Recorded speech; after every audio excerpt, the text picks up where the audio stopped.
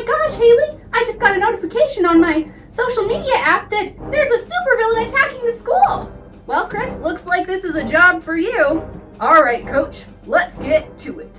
Whoosh. Need any help? Oh.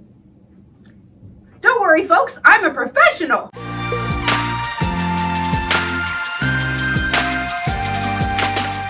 Hello, Super Friends. My name is Annie Pasquinelli, and welcome to another episode of Superhero Saturday, where we talk about the art of storytelling, superheroes, and so much more. And today, we're going to be talking a lot about superheroes, specifically about superhero costumes, because, drumroll please, I'm going to be making my own action figures. Now, this is something that, a lot of people feel like that's when you know you've made it, when you've got a toy in your hand that you can see someone playing with on the sidewalk. And while I don't expect Cannonball Cooper to be in the hands of some random kid down the street anytime super duper soon, I did want to have a little bit of fun this week and create my own action figures. There are other ways to do this that cost a lot more money and probably will look a lot nicer, but since I am a do-it-yourselfer, I thought I would do it myself. So to figure out my goal for today, I just wanted to keep it nice and simple and stick to the main 4 superheroes that we're introduced to in the first book of the Fearless 9 series, which are Haley Hendricks, Cannonball Cooper,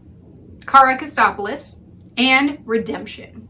Gives a nice even spread and 4 chances for me to kind of figure out my skill as a crafty person. Full disclosure, this isn't my first time experimenting with my own custom Barbie dolls. I used to play with Barbies a lot as a kid because, that's kind of beginner storytelling with you and your friends, improvising some kind of plot for your little imaginary friends to do and play around with. My mom actually was able to find some of my old Barbie dolls that I kept from before, and let's take a look.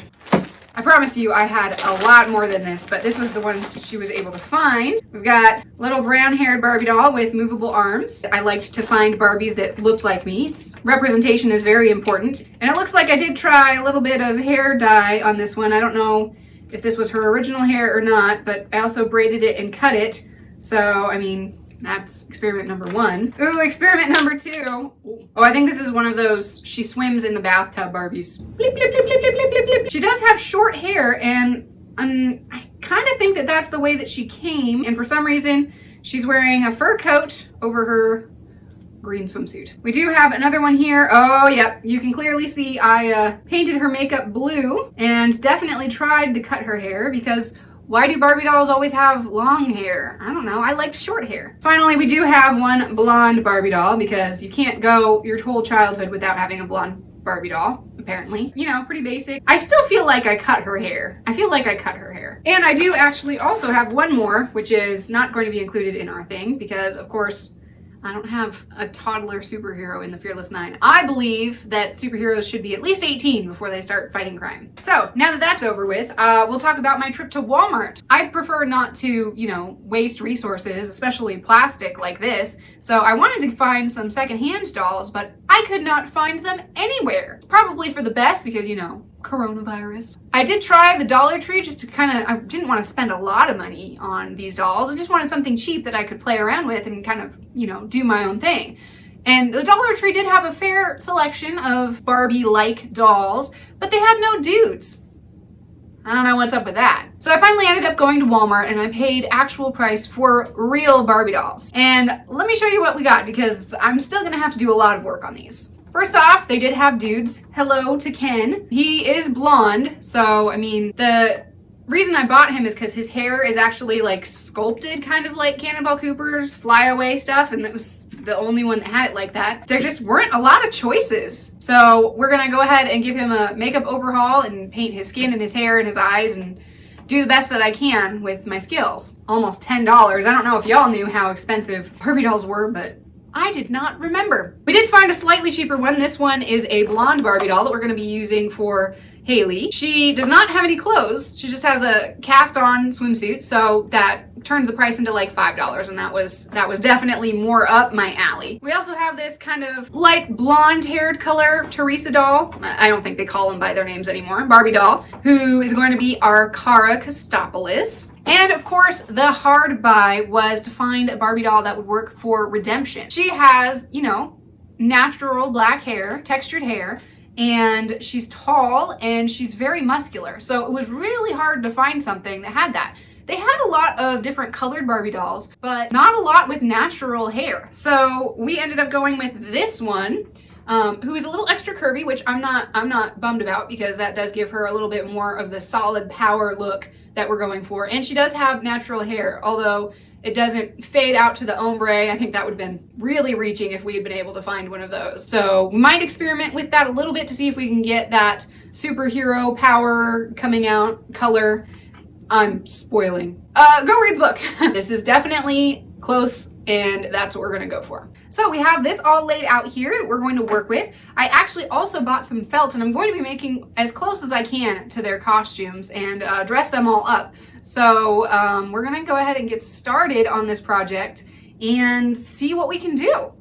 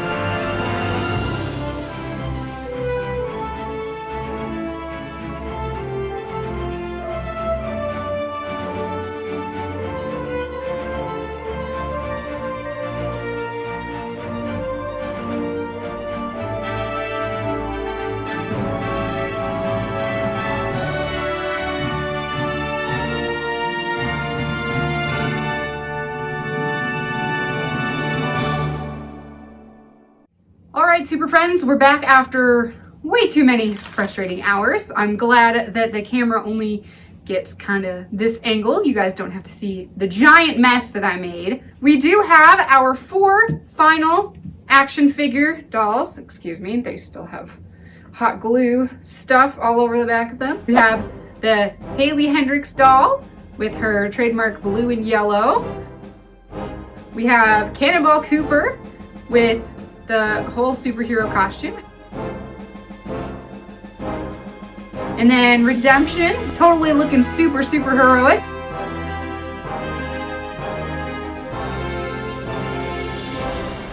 And Kostopoulos.